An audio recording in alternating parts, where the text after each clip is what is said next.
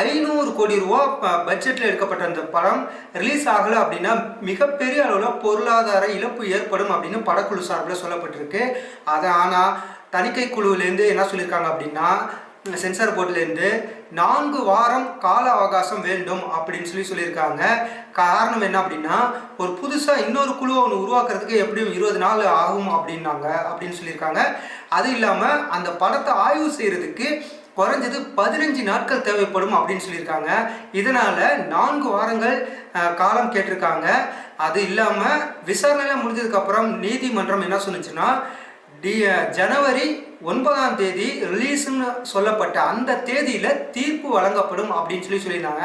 அன்றைய தேதி, அதாவது நாளைக்கு தீர்ப்பு வந்தால் கூட படத்தை ரிலீஸ் பண்ண முடியாத ஒரு சூழல் இருக்குது.